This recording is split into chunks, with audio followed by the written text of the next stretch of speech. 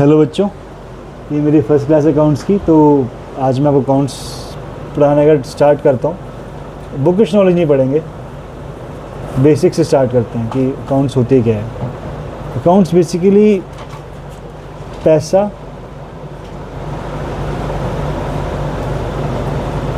के पैसे के आने और जाने का हिसाब। ये सिंपल समझाया तो क्या लेनदारी है और क्या देनदारी है। मतलब पैसा इनफ्लो और आउटफ्लो, लेना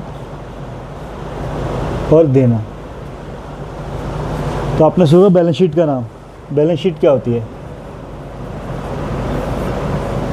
नाम बता रही है, तराजू। ये बराबर रहने चाहिए, है ना। अगर ये नीचे है, ये ऊपर है, या ये नीचे है और ये ऊपर ज़्यादा है, मतलब गलत है। इसलिए अगर यहाँ पे 100 है, यहाँ पे 101 है, तो मतलब ये गलत है। हमें ये चीज़ ढंग से रिकॉर्ड करनी है कि कितनी लेनदारी कितनी देनदारी। तो बैलेंस शीट मैं क्या करता हूँ, समझाता हूँ आपको पीछे से आगे, है ना। तो उस तरह हम चलते हैं, ऐसा नहीं कि हम स्टार्टिंग से चलेंगे। मैं आपको उल्टे समझाऊंगा, उल्टे में कैसे लिंक कर सकते हैं हम, तो आपके लिए ईजी रहेगा। आप ऐसा समझिए कि ये है देनदारी,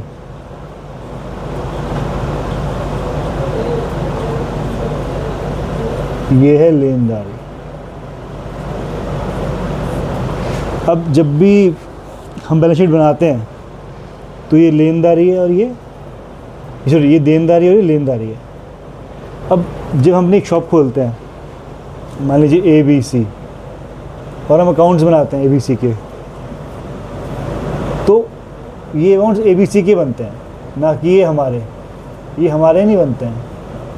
ये बनते हैं ABC के। ABC की शॉप खोली है हमने इस नाम से, उसको हमें क्या देना है। तो ABC के लिए हम क्या है, मालिक।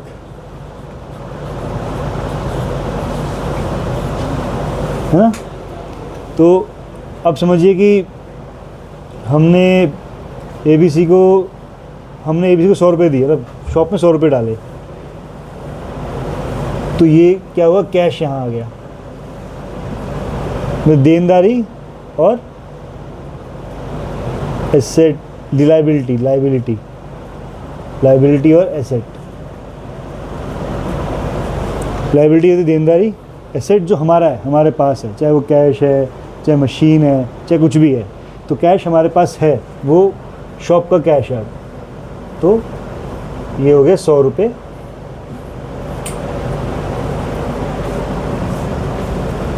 इस तरह समझ सकते हैं सिंपल शब्दों में। अब देखा जाए तो हर ट्रांजैक्शन के 2 स्वरूप होते हैं, 2 चीज़ें होती हैं। अगर मैंने किसी के लिए काम किया है,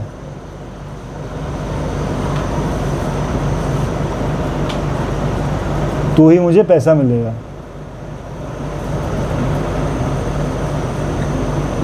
अगर काम नहीं किया तो पैसा नहीं मिलेगा, मतलब कुछ हमने दिया है तभी हमें कुछ मिलेगा। फिर 2 चीज़ें होती हैं, कभी भी कोई एक चीज़ नहीं होती है। हमने किसी को गुड सेल किए, सामान बेचा है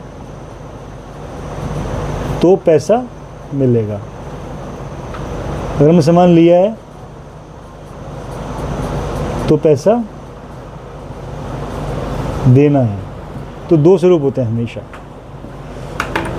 और इन 2 स्वरूपों को याद करने के लिए हम स्टार्ट करते हैं कैश से। कैश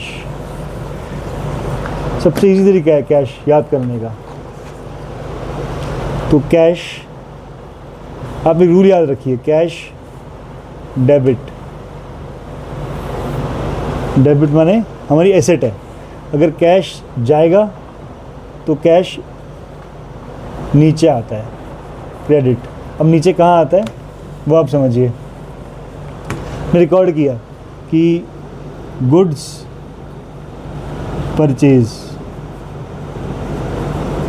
परचेज करने हैं हमें 100 रुपये के, है ना। तो हमने क्या बोलेंगे, हम गुड्स क्या हैं, अब दुकान के हैं, और टू कैश, ये टू और ये बाय।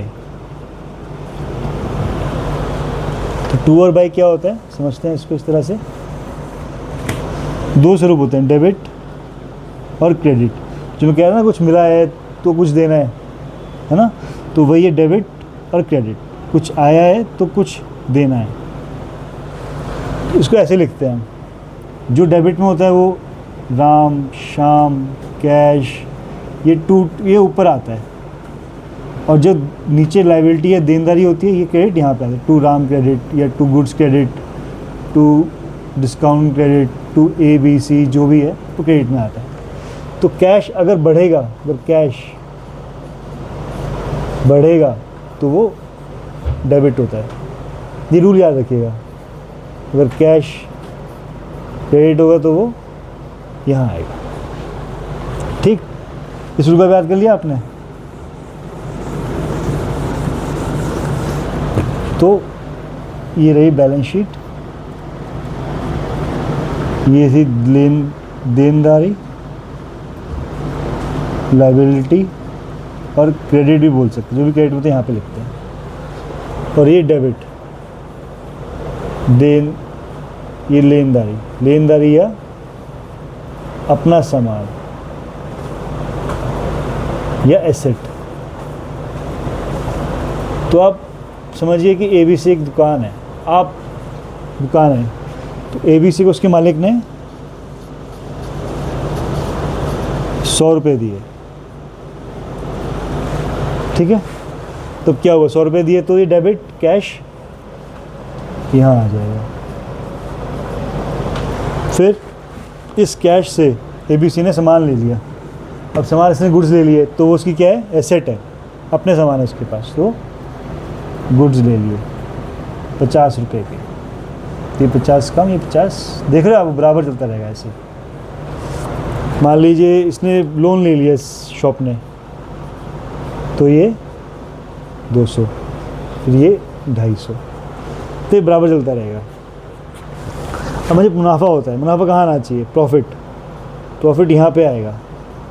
तो ABC के लिए देनदारी है इस मालिक को, तो ये 100 यहाँ जुड़ जाता है इसमें।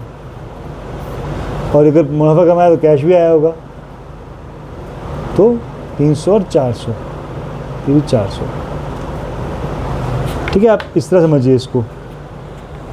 फिर ये बेसिक समझा रहा हूँ, बेसिक, अभी बाद में जाएंगे एंट्रीज वगैरह में।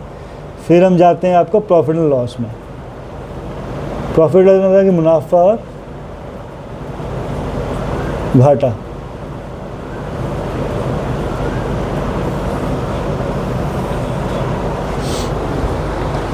ये क्रेडिट हो गई, ये डेबिट हो गई, है ना। तो अगर हम मुनाफा इस साइड से देखना चाहें तो यहाँ से भी देख सकते हैं, जैसे कि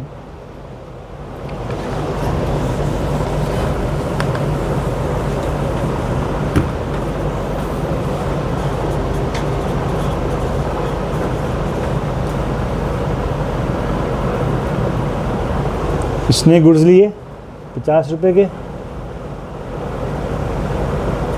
तो कैश कम हो गया 50 रुपये, तो 50 ही रह गया। अब गुड्स इसने किसी को बेच दिए तो ये 0 हो गए। फिर यहाँ पे एक लेनदारी खड़ी होगी, लेनदारी, डेटर खड़े हो गए, डेटर बोलते हैं हम लेनदारों को। 60 रुपये, मतलब 60 रुपये के बेचे, तो यहाँ 60 रुपये की लेनदारी खड़ी हो गई, है ना। ये क्या कमा लिया, 10 रुपये का प्रॉफिट कमा लिया। 50 में 10 में 60 ने बेचा, 10 का प्रॉफिट कमा लिया। तो ये क्या हो गया, 60 और 50 110, 100 और 10 110। प्रॉफिट हमेशा मालिक का होता है, तो वो एक तरह से दुकान के लिए देनदारी होती है। देनदारी है दुकान के लिए मालिक को। फिर इसने कैश दिया बाद में 60 रुपये, तो 110 रुपये हो गए, ये ज़ीरो हो गया था, तो 110। इसको मैं लिखना चाहें तो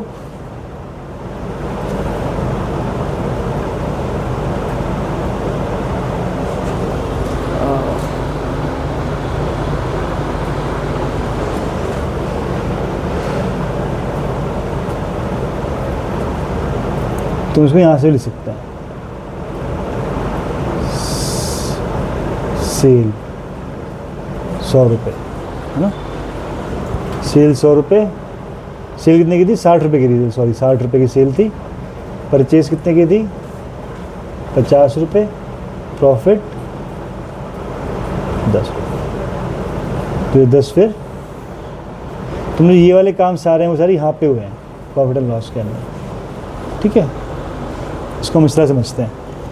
तो ये बेसिक्स है, इस तरह आपकी अकाउंटेंसी जो है वो काम करती है। अकाउंटेंसी दो तरीके की होती है, एक्रूअल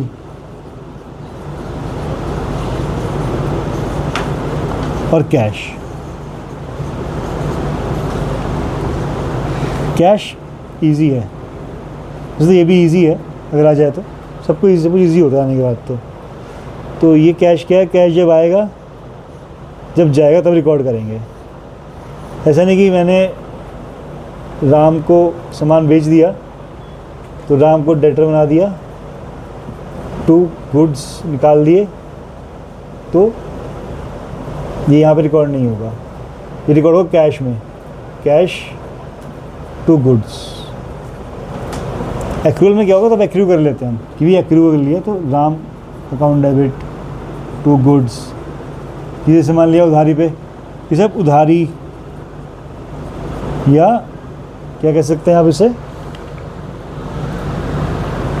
बाद में देने वाला, बाद में देना भी रिकॉर्ड कर लेते हैं, बाद में देना और बाद में मिलना, उसको भी रिकॉर्ड करते हैं, ठीक है। अब जैसे आपने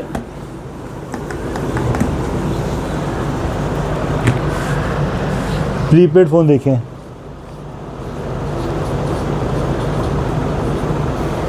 प्रीपेड क्या कह सकते हो आप? कैश बेसिस है, उसने आपको, आपने उसे कैश दिया, उसने आपको सर्विस दे दी बाद में, कैश चला आपका। लेकिन पोस्टपेड में क्या है?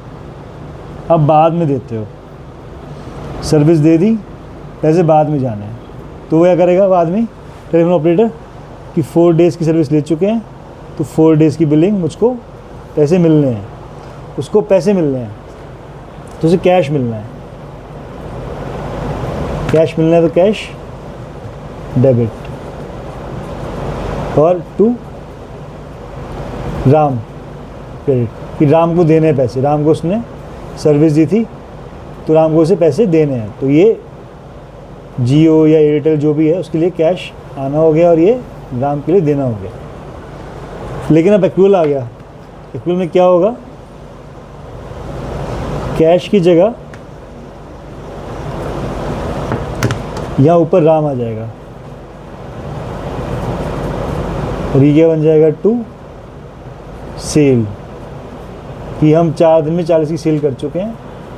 तो समझे आप सेल क्यों आए यहाँ पे? सेल आप प्रिंसिपल्स पढ़ेंगे उसमें समझाऊंगा मैं आपको। आप कैश की सेंस से देखो, क्या होता है कैश की सेंस के अंदर? कैश यहाँ डेबिट होना चाहिए था आने पे, जब कुछ बेचेंगे तो कैश आएगा ना, तो डेबिट होगा, तो उसके हिसाब से फिर ये सेल डेबिट क्रेडिट में ही जाएगा। तो ये कैश रूल से आप समझेंगे चीज़ों को, तो कैश रूल से बहुत आसान होगा। आप कैश रूल लगाओ और फिर इस एंट्री के हिसाब से, क्योंकि एंड में तो सब कुछ कैश से ही होना है। जब आप बिज़नेस बंद करोगे अपना, सब कुछ कैश से हटाओगे ना, कैश से देख लो। अब जैसे मैंने राम को सामान बेचा तो राम देनदार है मेरा, है ना, तो राम क्या है? नॉर्मल एंट्री क्या होती है कैश वाली? कैश डेबिट टू सेल, है ना। पर हमने उधारी पे सामान बेच दिया, हमने जो सामान उधारी पे बेचा है, उधारी पे बेचा है तो क्या कैश बाद में आएगा, तो कैश बाद में कब आएगा, कैश ऐसे आएगा, कैश टू राम। अब क्या है, राम को सेल करी थी हमने, तो राम को नील करना है बुक्स के अंदर, राम अकाउंट टू सेल। आप समझे, ये एक्रूअल होता है, ये एक्रूअल है। हमने एक्रू कर लिया कि राम से कैश मिलना है। ओके जी, तो ये बेसिक अकाउंट्स का फंडा है मुझे एक तरह से। आप तो अब नेक्स्ट क्लास में मिलते हैं, तब तक के लिए बाय।